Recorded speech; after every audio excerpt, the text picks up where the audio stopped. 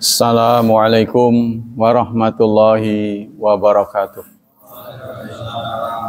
Innal hamdalillah nahmaduhu wa nasta'inuhu wa nastaghfiruh wa na'udzu billahi min syururi anfusina wa min sayyiati a'malina. May yahdihillahu fala mudhillalah wa may yudlil fala hadiyalah. Asyhadu an la ilaha illallah wa asyhadu anna Muhammadan abduhu wa rasuluh la nabiyya ba'dah. Allahumma salli wa sallim ala nabiyyina Muhammad sallallahu alaihi wasallam wa ala alihi wa sahbihi wa man sara ala nahjihi ila yaumiddin, amma ba'd. Ayo ikhwah, kajian akidah pagi ini adalah tentang al-khullah. Khullah, orangnya itu namanya Khalil. Apa kaitannya dengan akidah? Yaitu jabatan Rasulullah. Jabatan Rasulullah itu sebagai Khalilullah. Pengertian al-khula, khilala, khalala, khulala, bisa domah, fathah, kasrah ya. Artinya sidaqoh, yang cocok. Wal mahabbah, cinta. Kalau dalam bahasa gaulnya namanya bestie. Bestie. Bestie mungkin dari best, the best ya. Ya larislah kata-kata bestie. Itu bestinya kan. Wal khula nihayatul mahabbah. Khula itu adalah cinta yang maksimal. Cinta yang tingkat tertinggi. Secara syariat, khula itu diartikan kamalu mahabbati rabbi, mahabbatul abdi li rabbih, wa nihayatiha wa tauhidiha. Sempurnanya cinta seorang hamba kepada Tuhan. Cinta di tingkat yang tertinggi seorang hamba kepada Tuhannya, al-mustaqriqa lil muhib, sehingga apa itu namanya, saking cintanya gitu ya, tenggelam dalam cinta. Walati takhalat jami'a jazai ruhi, hatinya, jiwanya, hatinya bihaitsulam yaqtafiya maudhi'u wa maslak li ghairi mahbub, sehingga tidak ada tempat buat yang lain. Cinta mati ya. Cinta mati. Sababu tasmiyah al-khulla a'la darajat wa maqamatil mahabbah. Khulla itu adalah derajat cinta yang tertinggi. Wa sumiyat bihadza li'anna mahabbata sayyidil limuhibbihi takhallalat jami'a ajzai ruh. Disebut dengan khulla karena cinta seseorang kepada yang dicintainya itu tidak menyisakan tempat. Saking cintanya nggak ada tempat buat yang lain. Fasarat khilaluhu ai fi batini falam yata fi khilalan illa mala'athu bihaitsu lam yaqafiya maudhi'u khalin min hubbihi fadlan an ayakuna mahalan lima di ghairi fadlan an yakuna fiha munazih. Ya, singkatnya, cinta tertinggi yang dimiliki seorang, ya, level tertinggi itu namanya khullah. Yang mencintanya, pelakunya namanya khalil. Bahasa kita bisa diartikan kekasih. Kekasih tingkat tertinggi. Sekarang kalau kita dipikir-pikir, kalau kita pikir-pikir hidup ini, siapa orang yang paling mencintai Anda? Yang paling ngerti dengan Anda itu siapa di dunia ini? Kalau Rasul udah jelas, ya kan? Tapi kan nggak berhubungan secara hidup kan? Kita lahir, Rasulullah sudah wafat. Yang selevel dengan kita ini, yang hidup bareng dengan kita itu, siapa yang paling ngertiin Anda? Mungkin Anda akan menjawab istri. Nah, istri itu juga dipertanyakan apakah dia cinta karena hidup bersama kita, atau cinta benar, karena cinta itu satu paket dengan pengorbanan. Walaupun dia merugi, ya, dia tetap tidak goyah. Namanya cinta. Jadi maksudnya tidak ada manfaat yang dia dapati dari yang dicintainya. Justru dia yang memberi. Itu siapa orangnya?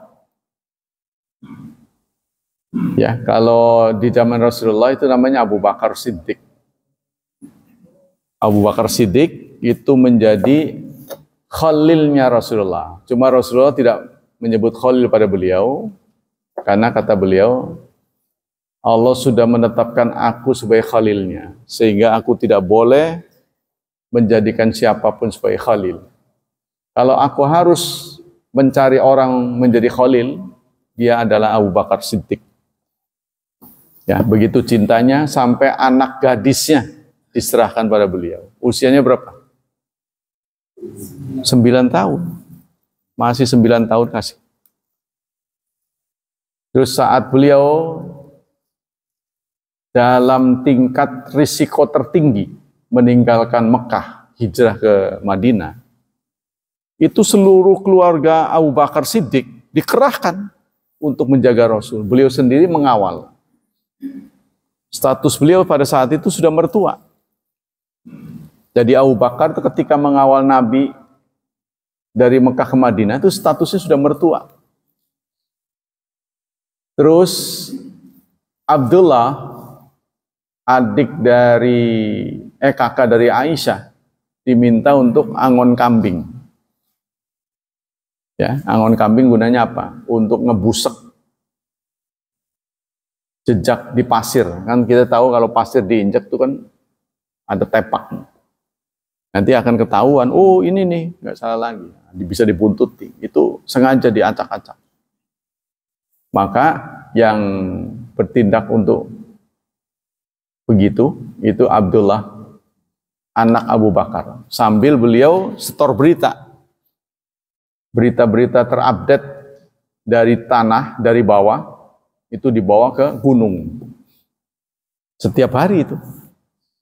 Terus siapa yang membawa ransum? Tetehnya Aisyah, yaitu Asma binti Abu Bakar. Beliau sedang hamil besar. Bayangin, saudara kalau ke Mekah itu ada nama Jabal apa tuh? Nur. Jabal Nur, tempat beliau ngumpet sebelum beliau turun untuk ke Madinah. Dan itu perjalanan yang panjang, saudara tahu. Naik mobil aja berjam-jam itu, kalau naik bus itu bisa 6 jam Mekah Madinah. Ya, perjalanan berhari-hari itu. Dan tidak seperti perjalanan di Indonesia. Yang penting duit banyak itu kan. Capek, nginep, lapar ke warteg gitu kan. Singkat. Itu nggak bisa, misalnya nggak ada warung. Mana itu?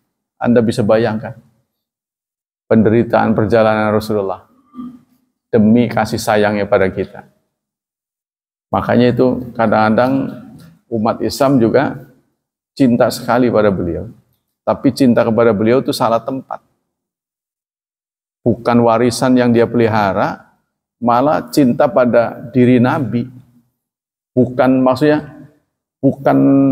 Muhammad Rasulullah yang dicintainya, tapi Muhammad Abdillah.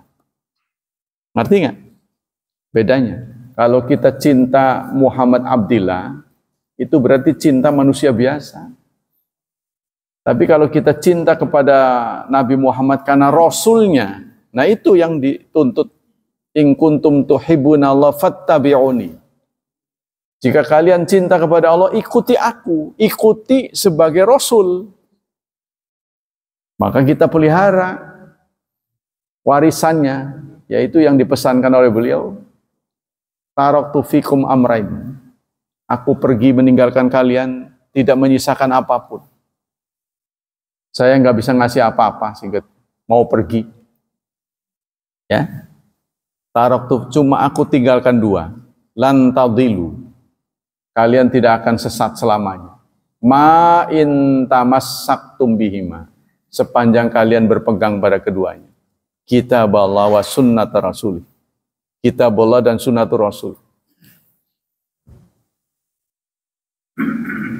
Apa itu katanya? Gigitlah dengan gerahamu. Alaikum bil nawajid. Diminta lu gigit dengan gerahamu. Gigi yang paling kuat menggigit itu kan geraham. Gigitlah dengan gerahamu. Ya, jadi kita tidak akan pernah sesat selamanya. Ini sudah diwasiatkan oleh Rasulullah dari ribuan tahun, tapi banyak yang nggak taat. Ya nggak usah, nggak usah jauh-jauh kita mengamalkan, mengkajinya saja. Paling tidak kita tahu dulu, mengkajinya saja enggak. Ya, kitab Allah dan sunnatur Rasul. Kitab Allah itu menjelma, ilmunya namanya tafsir. Jadi tafsir itu ilmu tentang kitab Allah. Ilmu tentang syariat namanya fikih. Ilmu tentang syariat namanya fikih. Ilmu tentang adab namanya akhlak. Nah, itu nama ilmunya. Nah, kita kembali ke sini. Ya, kalau kita mengingat Abu Bakar Siddiq, beliau menginvestasikan hidup matinya untuk Rasulullah. Maka ketika beliau investasi, saya ingin semua kekayaan yang saya miliki untuk Rasulullah. Fisabilillah. Terus Rasul bertanya, yang untuk kalian, yang untuk kamu sendiri apa? Allah dan Rasulnya. Nah, itu tidak ada yang bisa ngebalap Abu Bakar Siddiq. Ya, nggak ada yang bisa ngebalap. Karena itu beliau saking lomannya, ya kaya, dermawan. Kalau kita hidup ini kan timpang, nggak pernah sempurna. Giliran dermawan, nggak punya. Dermawan sih orangnya, tapi nggak punya. Nggak ngasih-ngasih karena nggak punya. Giliran kaya, nggak ngasih tuh. Jadi manusia tuh nggak ada yang sempurna, tapi ada pada Abu Bakar Siddiq sempurna. Ya walaupun sempurna nggak pernah melebihi Nabi Muhammad ya. Beliau investasikan semua. Abu Bakar, anaknya yang perawan masih di bawah umur diberikan pada Nabi. Kakaknya Asma disuruh mengantar ransum, padahal beliau sudah hamil besar. Sehingga disebut perempuan tiga kantong apa itu namanya? Dua ya? Perempuan tiga kantong apa gitu. Jadi dia setiap Rasulullah saat ngumpet itu dia ke bukit sana, bawa ransum itu. Hamil besar. Satu untuk Rasul, satu untuk Abu Bakar, satu untuk dirinya. Nanti dia pulang lagi. Tiap pagi dan sore itu. Lah kalau Anda sekarang lihat, nggak usah lah zaman dulu. Sekarang lihat masih ada kan gunungnya. Laki-laki aja berat, ngos-ngosan. Karena itu batu semua, bukan kayak Gunung Pinang enak. Gunung Pinang mah capek, ada pohon besar, kita berteduh, ngos-ngosan, berangkat lagi. Ya itu sekitar setinggi Gunung Pinang lah. Mungkin lebih ya, tapi batu. Kalau siang itu panas ya bukan main. Nah itu kita kembali sini. Itulah yang namanya cinta. Cinta itu satu paket dengan pengorbanan. Jadi kalau Anda menyatakan cinta tapi tidak berkorban, namanya nihil. Omong doang. NATO. No action, talk only. Nah, ngomong doang. NATO. No action, tidak ada aksi. Tidak ada aksi. Ngomong doang. Sekarang Anda jangan orang lah. Pikir baik-baik. Apa benda yang paling Anda sukai? Pikir baik-baik sekarang. Renungkan. Benda yang paling Anda sukai apa? Pasti kalau benda itu Anda sukai, sering ya, perhatiannya pasti lebih. Perhatian kita terhadap benda itu pasti lebih. Mobil contohnya, dilus-lus. Pertama datang itu, cucinya pakai air aqua. Ke air aqua pertama. Udah lama mah air got juga enggak. Air kendi. Kalau udah bodol. Apa? Istri, perempuan. Artinya orang yang paling Anda cintai apa? Orang yang paling Anda cintai adalah calon istrimu, bukan istrimu. Calon, sebelum jadi itu cinta. Kuota belum habis, kirim. Udah jadi mas sampai asat minta. Jangan-jangan ini nyindir diri sendiri katanya, ya biarin ya. Nah itulah, kalau Anda ingin memahami cinta, siapa tahu cinta kepada Allah kan Anda nggak bisa pahami. Itu waktu Anda mau menikah, itu gimana itu? Semangatnya, wah lebih dari 45. Ya, mau berkunjung martabak wajib datang bawa martabak, calon mertua. Tuh, itu cinta. Cinta itu selalu paket dengan berkorban. Apa pengorbanan paling besar Anda kepada sesuatu yang Anda cintai itu? Coba apa? Anda pikir sendiri, Anda yang bisa jawab. Sesuatu yang Anda cintai, pengorbanan terbesar pada Anda itu apa? Nah, sebaliknya. Kalau kita sekarang cinta kepada Allah, mana pengorbanan Anda? Ya, pengorbanan Anda itu apa? Apalagi Allah segalanya. Dia pemberi hidup, dia pemberi rezeki. Wow, spol lah. Dia pemberi kesehatan, dia pemberi nikmat. Wa in ta'uddu ni'matallahi la tuhsuha. Bahkan kamu menghitungnya saja tidak akan mampu. Nah, kita kembali ke sini. Al-hakikah. Wa amma hakikatnya al-khulla a'la wa arfa darajatin wa maqam mahabbah. Khulla itu sifat dari khalil ya, kekasih. Itu adalah derajat yang paling tinggi yang dimiliki oleh seseorang. Derajat cinta yang tertinggi itu namanya khullah. Kalau orang cintanya udah banget, cinta banget, itu kadang-kadang justru bisa nyerang. Bisa nyerang. Ya, jadi manusia itu kalau punya sifat ekstrim, naik tinggi, itu bisa mencelakai sesuatu yang dicintai. Contoh ya, di kalangan orang barat. Di kalangan orang Eropa nih yang tidak dilandasi oleh iman, dia cinta pada artis. Ketika artis itu didatangi dia puja-puja, tapi dia mengecewakan, itu bisa dibunuh. Dan itu banyak terjadi. Saking cintanya. Jadi, istilahnya ada bahasa kita itu, cinta ditolak, dukun bertindak. Contohnya. Kalau di Indonesia kan masih kurang berani ya. Nah, kalau di barat itu orang berani sekali, sampai saking mengecewakan itu sampai dibunuh.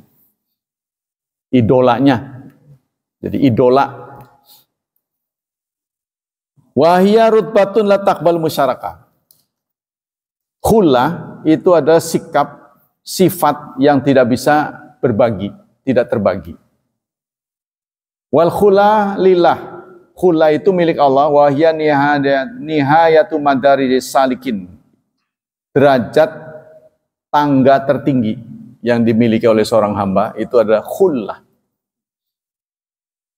Ya, ila rabbil alamin, kepada Rabb alam semesta. Nah, bagaimana dalil-dalil tentang khullah?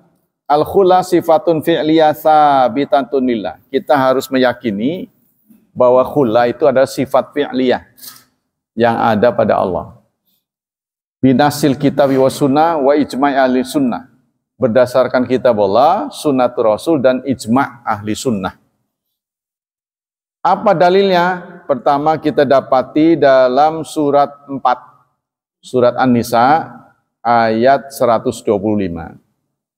Allah menyatakan, wattakhadallahu Ibrahim khalila. Dan Allah telah menjadikan Ibrahim sebagai khalil. Ya, jadi kalau berkaitan dengan nabi-nabi, nabi itu menurut catatan dari ulama, jumlahnya itu 300 lebih. Seluruhnya. Jumlah nabi-nabi dari Nabi Adam sampai Nabi Muhammad itu 300 lebih. Lebihnya berapa ini terjadi persisian. Ada yang mengatakan 330, 360, nggak tahu. Di antara mereka ada yang tidak disebut. Ada yang tidak disebut, ada yang disebut. Nah, yang masuk list itu 25. Tapi ada yang nggak masuk list. Contohnya Khadir. Kemarin tuh Khidir, Nabi Khidir. Yang menjadi gurunya Nabi Musa. Ulama sepakat, Khidir itu Nabi. Cuma bukan Rasul. Beliau Nabi, bukan Rasul. Kita tahu orang yang mendapat akses wahyu, itu namanya Nabi. Dia mendapat akses wahyu, sekaligus diminta untuk merekrut anggota. Nah itu Rasul. Jadi setiap Rasul pasti Nabi, setiap Nabi belum tentu Rasul. Ya. Contohnya Ustadz dan orang biasa lah. Setiap Ustadz pasti Muslim, setiap Muslim belum tentu Ustadz, gitu kan. Cuma sayang sekali derajat Ustadz ini nggak ada gelar resmi gitu. Kapan seorang Muslim menjadi Ustadz? Mulai kapan? Kalau di agama Katolik itu ada peresmiannya. Jadi setelah dia memenuhi syarat-syarat tertentu, ya, maka dia dilantik jadi pendeta. Dan dia akui ada sertifikat. Kalau kita ngajar Iqra 6 jilid bisa, yaitu Ustadz. Dulunya karyawan hanya ngerti-ngerti sedikit Ustadz. Jadi kacau dunia perustadan gitu. Dunia perustadan. Iya, banyak KW. Seniman Ustadz, pelawak Ustadz, kacau. Hanya ngomong yang saru-saru, pinter Ustadz. Ngomong jorok Ustadz. Aduh, kacau. Sehingga di masyarakat ada kekacauan ilmu agama. Ustadz, keluarga saya meninggal tidak sholat, gimana? Boleh. Aduh. Itulah KW-KW begitu. Barang siapa mengamalkan ini bla bla bla bla akan dapat begini begini begini. Nggak ada dalilnya. Seenaknya aja ngomong karena nggak pernah dihukum, nggak pernah ada pertanggungjawaban. Nanti dia sendiri yang bertanggung jawab di hadapan Allah. Tapi masyarakatnya kan nggak bisa ngebedain bener apa enggak, itu kan? Karena masyarakat yang mendengar juga nggak punya ilmu, nggak punya standar. Nah, kita kembali sini. Jadi dalam surat 4 ayat 125 Allah menyatakan Allah telah mengangkat Ibrahim sebagai Khalil. Khalil itu adalah tingkat tertinggi. Yang tadi sudah disampaikan bahwa yang masuk list nabi-nabi itu 25. Tapi tidak semua orang saleh masuk list. Ya, contohnya Imran kan disebut sampai menjadi nama surat Alu Imran. Ingat ya, membaca surat ini bukan al, tapi Alu atau Ali. Nama surat ketiga itu bukan al, seperti Al-Furqan, Al-Qasas itu al itu mah. Tapi kalau yang ketiga ini bukan al, Alu. Sebab kalau al itu definite dari the. Tapi kalau Alu itu keluarga artinya. Jadi membacanya yang benar itu Alu Imran atau Ali Imran. Bukan Al Imran, bukan. Kalau selain itu ya Al-Qasas, An-Naml, An-Nahl, Al. Ya. Kalau Alnya Komariah apa Syamsiah? Kalau Syamsiah berarti ada tasydidnya. Contohnya Nun. Lam yang menempel dengan Nun namanya Alnya Al-Syamsiah. Syamsiah itu matahari, Komariah itu bulan. Kenapa disebut al-bulan, al-matahari, al-wulan, al-srengenge? Karena al ini dianggap bintang. Ya, jadi kalau alnya itu al-bintang, alnya itu disebut bintang. Alnya al-Komariah, bulan. Bintang kalau bulan kan tetap ada. Ya. Maka ketemu al, ketemu fa, tetap dibaca Al-Furqan. Tapi kalau Al-Syamsiyah, karena ini disebutnya bintang. Bintang kalau ada matahari, nggak ada dia. Nah, itu ada huruf-huruf tertentu, kalau nggak salah jumlahnya sama. Syamsiyah dan Qamariyah itu sama. Masing-masing 15 sampai 14 tuh. Masing-masing 14, paro sedang. Jadi huruf-huruf tertentu kalau ada al-nya nggak ada, jadi Ar-Rahman kan, jadi katanya kan asalnya Al-Rahman. Tapi L-nya nggak dibaca karena itu al-nya Syamsiyah, Ar-Rahman. Syamsiyah, Asyams sendiri, Shin, Asyamsu, Wasyamsi, bukan Wal Syamsi. Dot juga begitu, Wadduha, bukan Wal Duha. Tapi kalau Fa, Qamariyah, Wal Fajri, bukan Waf Fajri, bukan kan? Wal Fajri, jadi tegas. Itu dianggapnya bintang. Bintang kalau ada matahari nggak akan kelihatan. Tapi kalau bintang ada bulan, kelihatan. Ya, kita kembali sini. Jadi setelah Allah menyatakan dari nabi-nabi itu terpilih 25, masuk list nabi yang kita imani, namanya tercantum dalam Al-Quran 25. Dari 25 lagi, 25 ini ada yang berprestasi, dikenal dengan ulul azmi. Ulul azmi. Azmi itu apa? Semangat atau prestasi. Yang punya prestasi lebih ada 5. 5 itu adalah Nabi Nuh, Ibrahim, Musa, Isa, Nabi Muhammad. Dari yang ulul azmi ini naik lagi peringkatnya. Jadi Khalil, Khalilullah. Khalilullah hanya ditujukan pada 2 nabi, yaitu Nabi Ibrahim dan Nabi Muhammad. Itulah alasannya kenapa sebelum kita mengakhiri sholat, kita membaca sholawat hanya ditujukan kepada 2 nama. Ya, Allahumma sholli ala Muhammad, ya kan? Kama sholaita ala Ibrahim, bukan kepada Adam, pada Nuh, enggak, hanya Ibrahim, 2 nama saja, Muhammad dan Ibrahim, karena mereka lah prestasi tertinggi. Tapi dari 2 Khalil ini, kelak yang mendapat tempat tertinggi Nabi Muhammad Sallallahu Alaihi Wasallam. Memang rasanya malu nyebut Nabi Muhammad. Ya pantas saja nyebut Muhammad, orang sampean membernya, kan begitu kan? Kan begitu. Maka Rasulullah mengatakan wala fakhra, ketika menyebut aku yang akan ditempatkan Allah di tempat tertinggi. Lalu beliau sambung dengan kata wala fakhra, bukan bohong ini. Bukan bohong. Karena persoalan sudah tidak ada nabi lagi.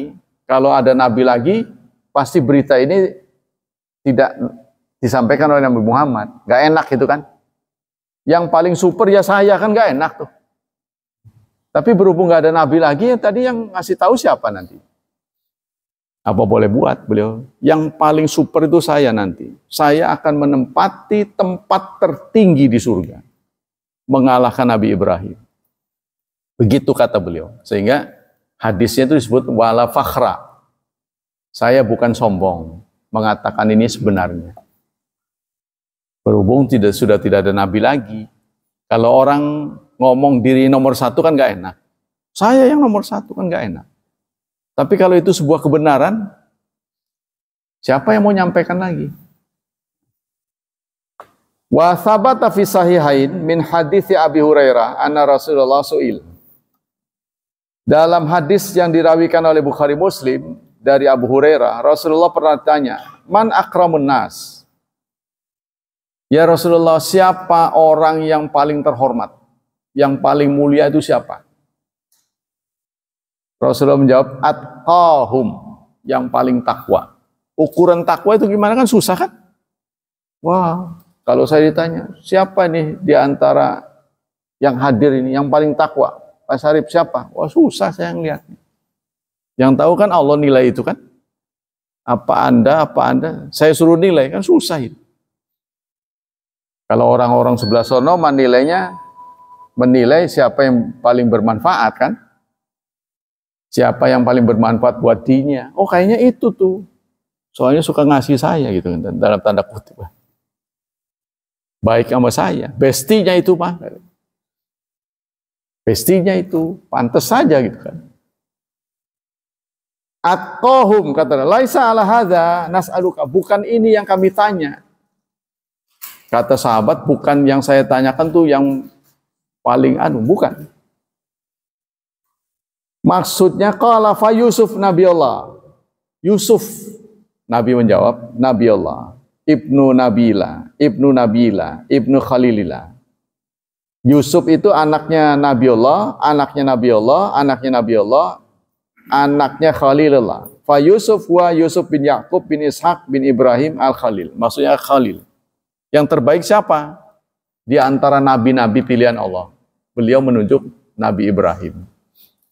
Nabi Ibrahim ini tempat pertemuan tiga agama. Ya, Nabi Ibrahim, nabi yang diakui oleh Yahudi. Bahkan mereka mengatakan Ibrahim ya Yahudi rebutan. Orang Nasrani juga mengakui Ibrahim.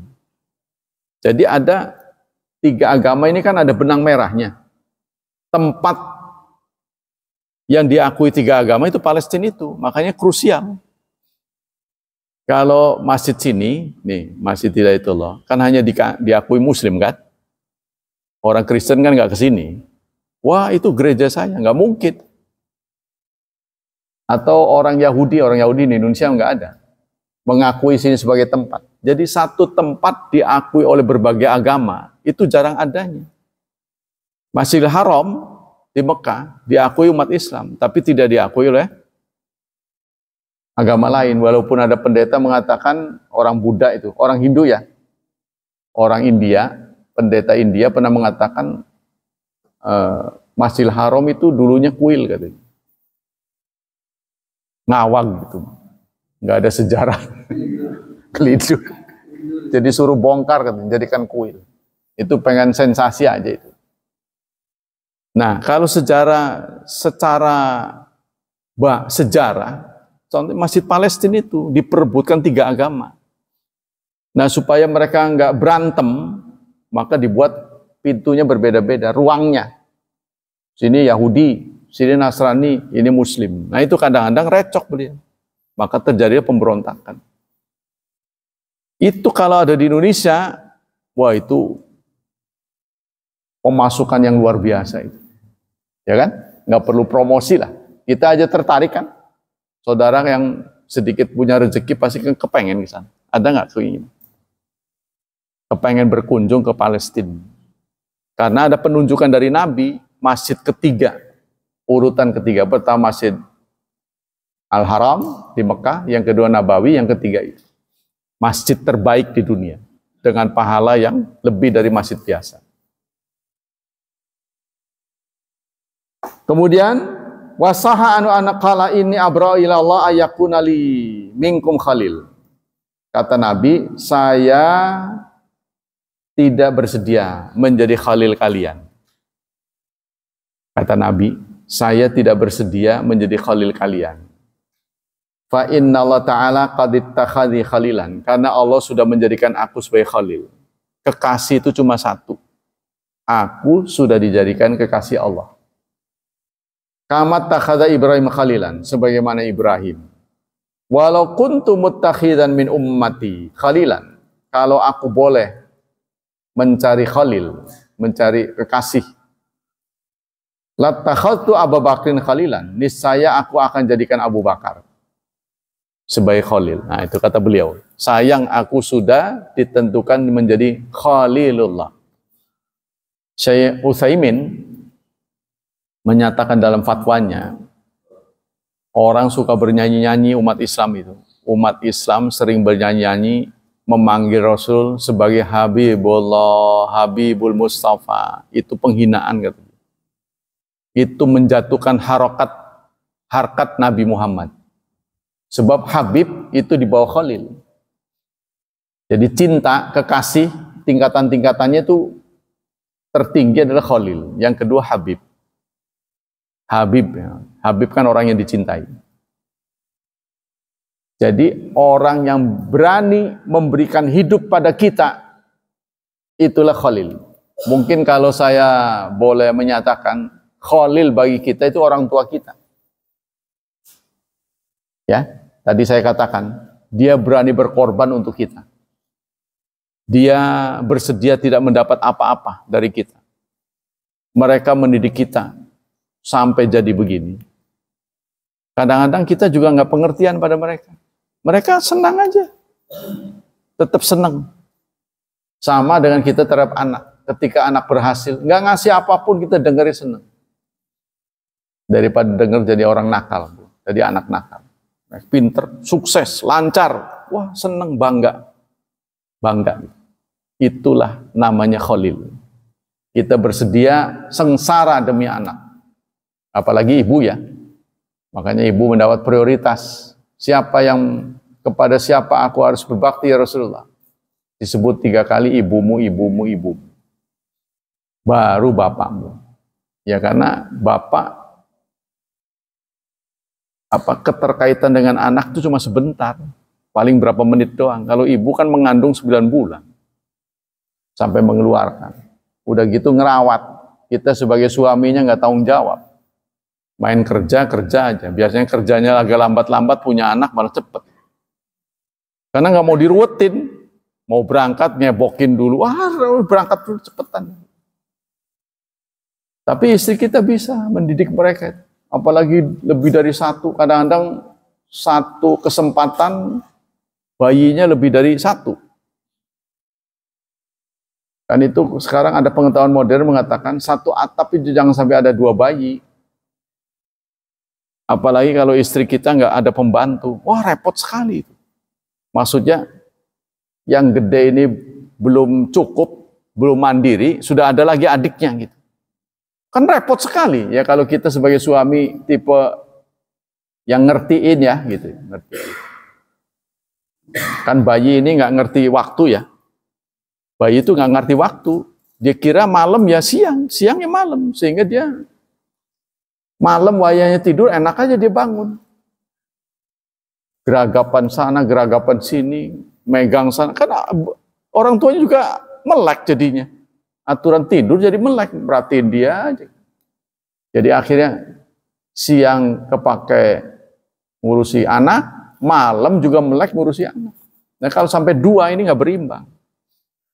Itu kecuali tipe orang tertentu yang ada babysitternya, enak gitu mah. Ya, tinggal beranak aja.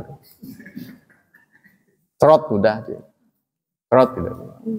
Ya kalau yang jauh dari orang tua seperti kita perantau, kanan kiri nggak pernah mau tahu, kita lah yang paling tahu dengan anak-anak kita. Nangisnya segala nggak mau terdengar dengan tetangga kan? Itu kan membutuhkan perhatian energi yang luar biasa. Maka rata-rata ibunya pasti kurus. Kalau Anda punya istri kurus, jangan kebangetan. Kalau kurus banget nanti malah meninggal dunia. Dehidrasi harus dibantu, turun tangan langsung. Jangan diemin, kalau sakit Anda juga yang berobat loh. Yang bayar obatnya siapa? Mertua juga nggak ikhlas ngelihat anak diperlakukan seperti itu. Ya maksudnya kalau Anda tega, nanti suatu saat Anda akan dihukum oleh Allah, punya anak digituin orang. Anak Anda, ya kan? Nanti menjadi istri orang kan? Diperlakukan begitu oleh suaminya. Bagaimana Anda melihat? Repot, nggak mau bantu.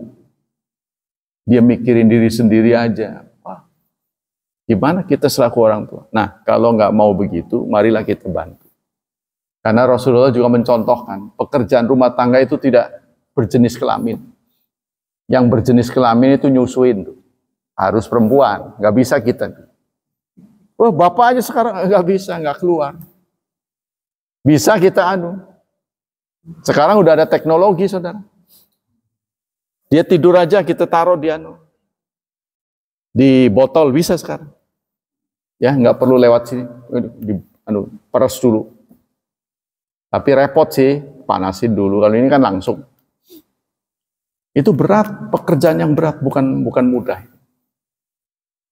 Jadi kita harus memberikan perhatian. Terus dari sisi ekonomi, usia-usia rawan ya. Usia-usia rawan itu usia kalau nggak salah 2 sampai 4 tapi.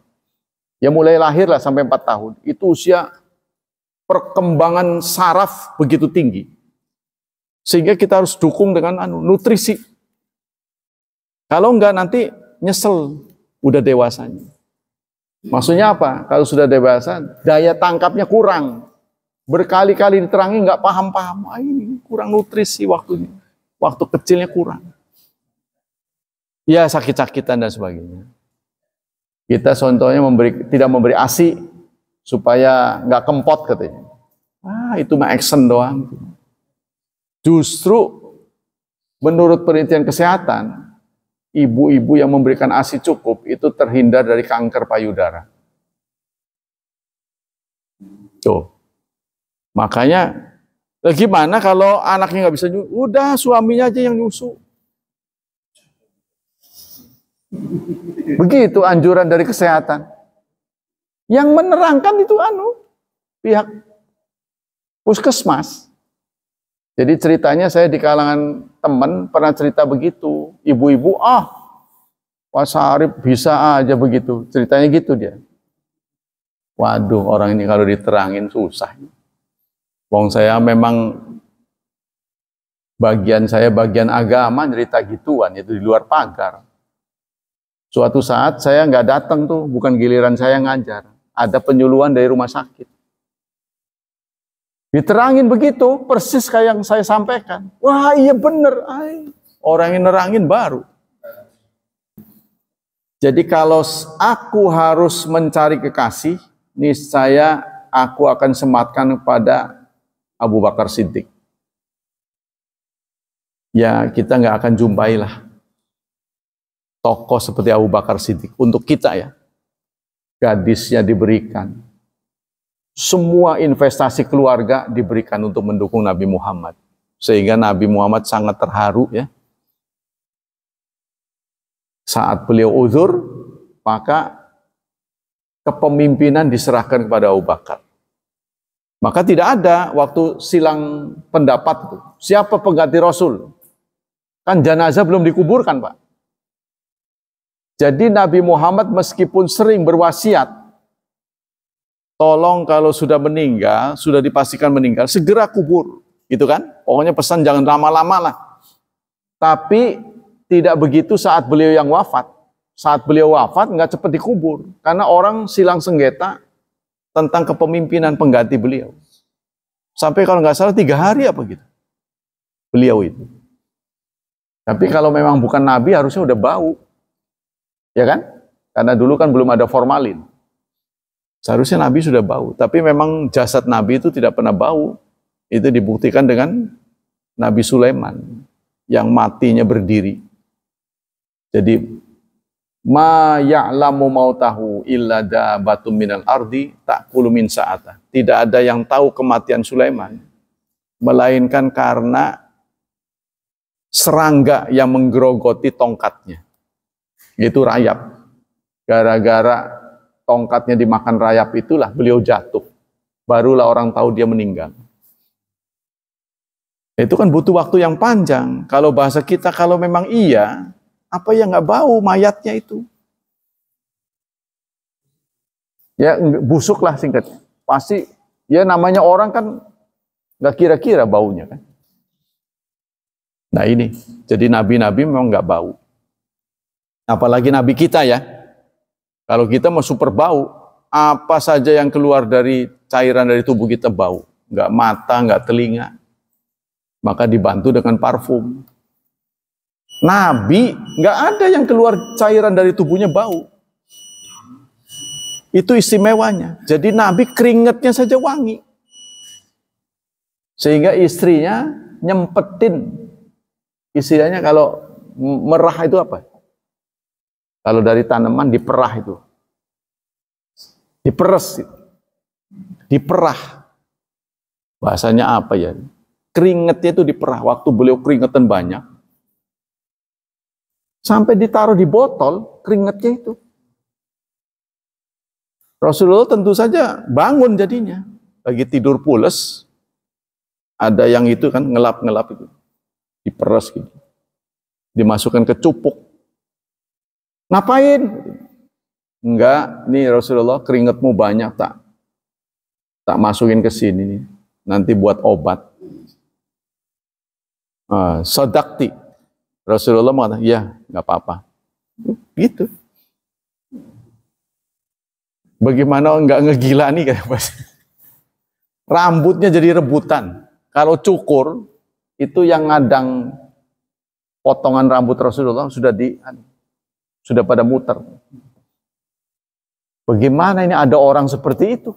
Di dunia ini nggak bakal ada lah. Ya, selevel Presiden Amerika pun nggak ada. Mereka yang mengerumuni Nabi nggak dibayar ini. Bukan bayaran. Jadi kalau Rasulullah cukur, sahabat-sahabat itu mendekati Rasul, minta potongannya itu. Rasul, saya belum nih, ntar masih ada nih yang mau dipotong. Sampai begitu. Bukan, mereka nggak sabar nunggu bulan depan. Ntar nih, belum selesai nih, separuh lagi buat sampean nanti. Tenang. Nggak ada. Siapa-siapa yang jadi tukang cukur nggak ada. Tapi kalau pembagian job ada. Contohnya penyimpan hadis itu diserahkan kepada Abu Hurairah. Siapa yang mau fokus ke hadis? Nah, itu di kalangan sufah itu. Saya ya Rasulullah, sini. Kata beliau, ya, didekap, dipeluk, didekap sampai ngap katanya. Aku sampai nafasnya susah. Setelah beliau melepas dekapannya, tiba-tiba ingatan saya nambah secara drastis. Susah lupa katanya. Wah, kalau saya mau begitu. Kalau begitu, tiba-tiba hafal 30 juz itu kan. Wah, luar biasa. Tuh katanya, kalau kita kan susah lupa, kita susah ingat. Nah, kalau Abu Hurairah susah lupa. Dan kalau saudara dibuat susah lupa, itu kadang-kadang menjadi musibah loh. Karena kalau kita kena musibah, ingat lagi, nangis lagi. Wah, nggak lupa-lupa. Nah, rahasianya kenapa ada kenangan-kenangan yang susah lupa? Karena ditanam di otak kanan. Tuh katanya. Yang bikin sering lupa itu otak kiri. Kenapa para pengumpul hadis ini, saya pernah belajar ya, dari penghafal hadis, supaya hadis itu mudah diingat, tempatkanlah di kanan katanya. Waduh, kanan kiri gimana naruhnya?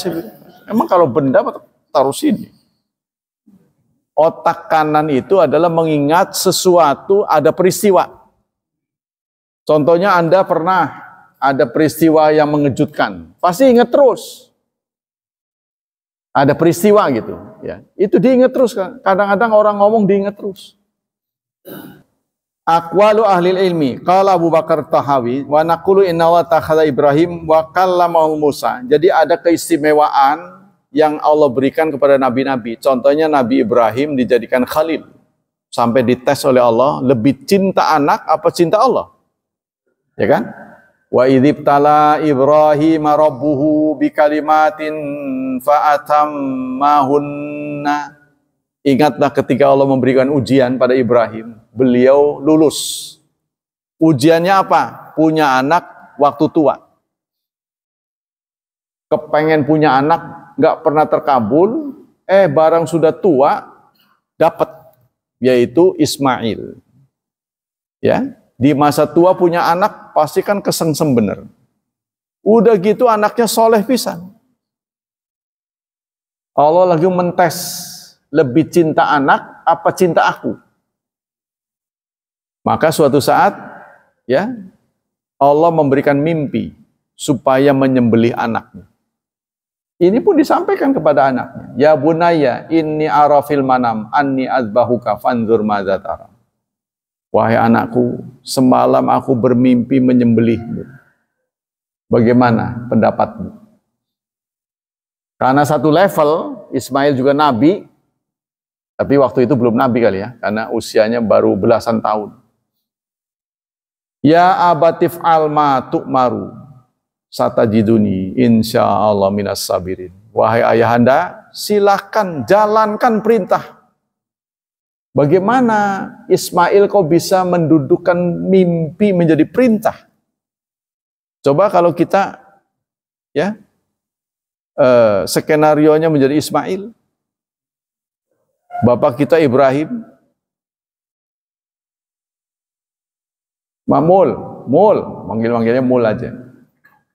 Mau bengi kita ngimpi, mangan bekakak. Contohnya begitu. Bekakak tahu nggak? Bekakak, ya ayam. Bagaimana Pak Mul menyikapinya? Si Pak, mimpi bawis dicetak-cetak kakak.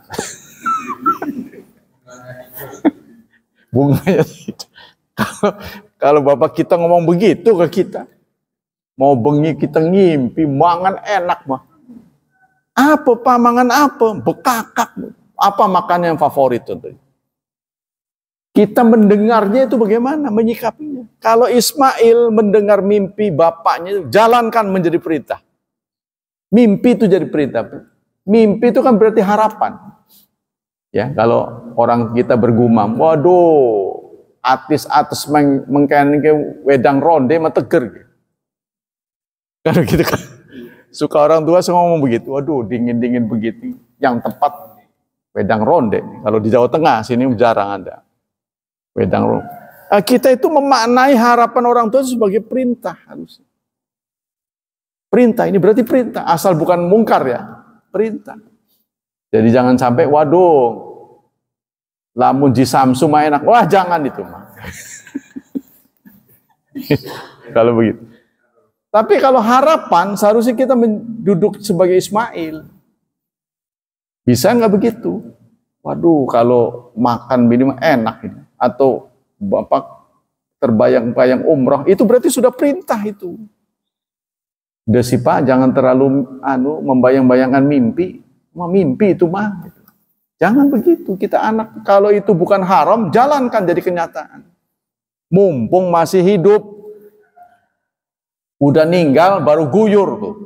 Patungan, beli apa, nasi kotak, udah meninggal. Masih hidup dong, rasakan. Dia merawat kita itu mau dihitung-hitungan tuh berapa kalau dicas itu. Ya kan? Kalau biaya hidup kita dicas itu sampai gede begini berapa? Sama orang tua. Saya pernah nanya anak sekolah. Kan mereka sekolahnya sampai jam 3 itu. Berarti kalian makan siangnya di sini ya? Iya. Berapa sehari kalian diberi sangu? Itu minimal 10.000. Minimal tuh. Kalau sebulan kan berarti 25 hari. Ya efektif sekolah ya. Berarti sudah 250.000. Kalau untuk, ya jajan doang, makan siang doang. Itu 10.000 pun itu kayaknya udah, ya. Sayurnya apa gitu, lauknya kalau 10.000. Mungkin tidak punya nutrisi ya. Karena mereka kan dalam waktu yang bersamaan harus beli minum. Nah ini, keroknya ini anak-anak kita malu bawa makanan dan minuman. Kalau dulu kan saya nyangoni. Saya dulu nyangoni, anak sekarang nggak mau. Mereka beli gitu. Apa-apa beli, itu kesian orang tuanya. Maksud saya, kalau uang itu harus keluar, bukankah lebih baik dikumpulin buat investasi nanti loh, ke perguruan tinggi. Itu kan butuh biaya besar. Itu harus ke situ. Bukan makan minum harian. Kalau bisa dihemat, kenapa tidak? Dikumpulin. Kecuali kalau tipe anaknya itu bisa penabung, kita berikan. Kumpulin nanti buat ke derajat yang lebih tinggi.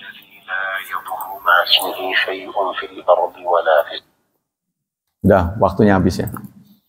Jadi apa kesimpulan yang kita kaji? Kita harus meyakini Nabi Muhammad adalah Nabi dengan derajat tertinggi di sisi Allah. Yaitu Khalilullah.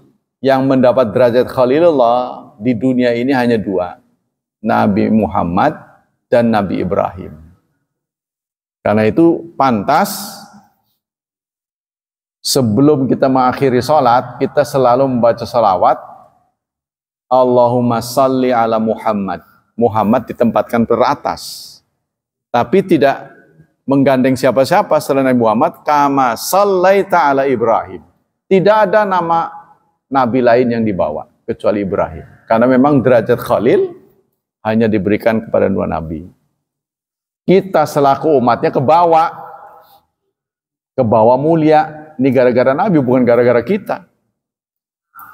Gara-gara Nabi kita ke bawah.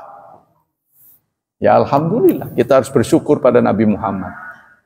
Ya, mudah-mudahan masa depan kita cerah di bawah bimbingan Nabi Muhammad SAW.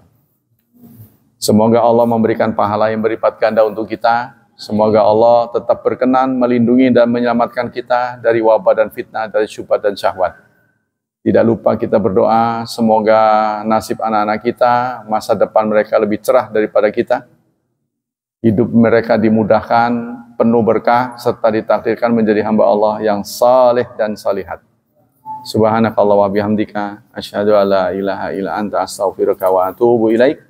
Wassalamualaikum warahmatullahi wabarakatuh.